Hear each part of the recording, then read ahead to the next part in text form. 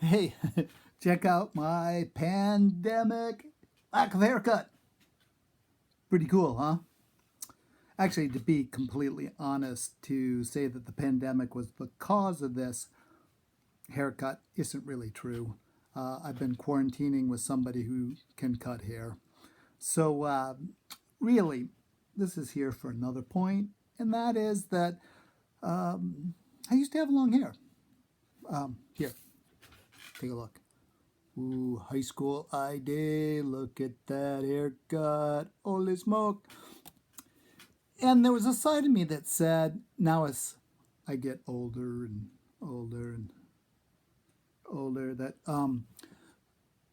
I should try having long hair again. And the pandemic was more of the excuse. Um, so I said, you know what the heck? Let's see how it goes. Now, why haven't I had long hair as an adult? Because I certainly liked having it as a kid. So why did I ever give it up? And the truth is that um, as you get older, your hairline recedes. It goes like way back like that. Like my hairline used to be here, and then like if you look at the top of it here, it's all thinned out.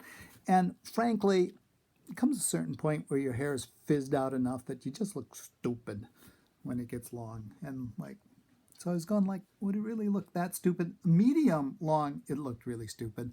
This is maybe almost getting cool again, and maybe if I gave this another year and got it down to here, but boy, I don't know if I can stick it out that long.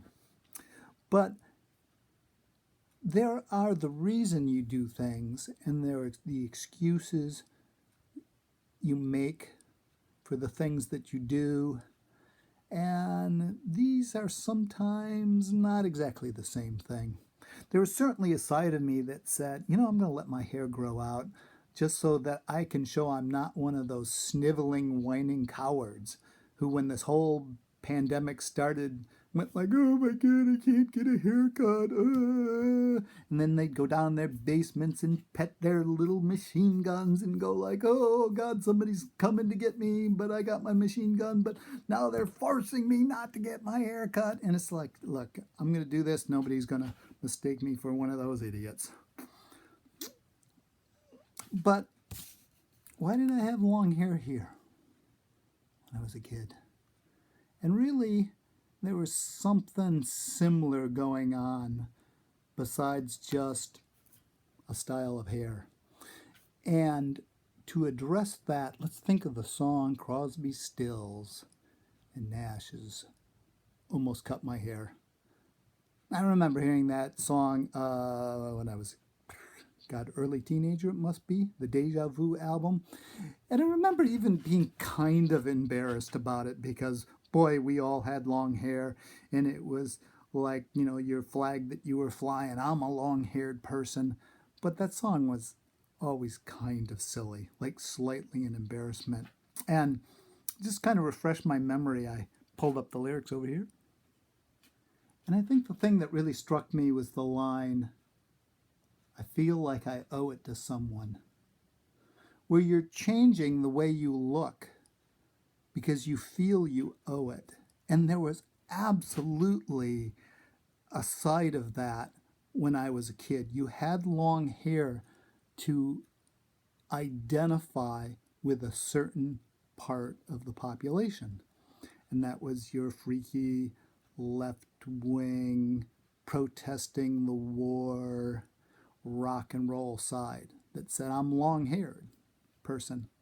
And if we think of the famous Martin Luther King, and I think the most brilliant thing he ever said, which was when a person would be judged, not quoting exactly here, by the content of their character rather than the color of their skin. And I love that line, content of their character, because I think it goes directly to the issue about what is important about a human being and what is superficial. Hair is absolutely superficial. Um, would I have said that in the early 70s when I had this haircut? Maybe not. I'd be sticking to my self righteous gun that said that you had long hair to be a particular kind of person, to show solidarity with ideals, with your tribe, to be cool.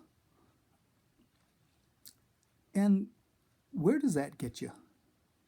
Where does that get you by making that kind of statement? Because there's another statement that you're making, which is saying superficial characteristics are an important way to judge what kind of person you're interacting with.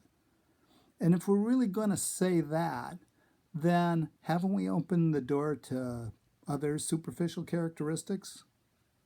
Nationality, race, gender, sexual orientation. Does the whole thing go to crap?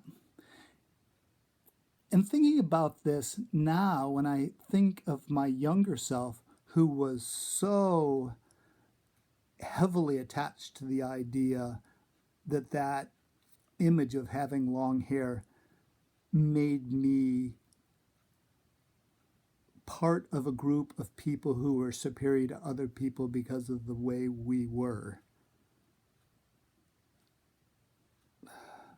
Boy, I was really into it now. I was really into it then. But now it kind of makes me cringe because it's just like, you know, what the hell? What's hair got to do with anything? What's gender got to do with anything? What's race got to do with anything?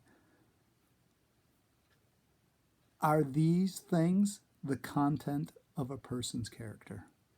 And hopefully, when confronted in that way, it's obvious to see that the answer is no.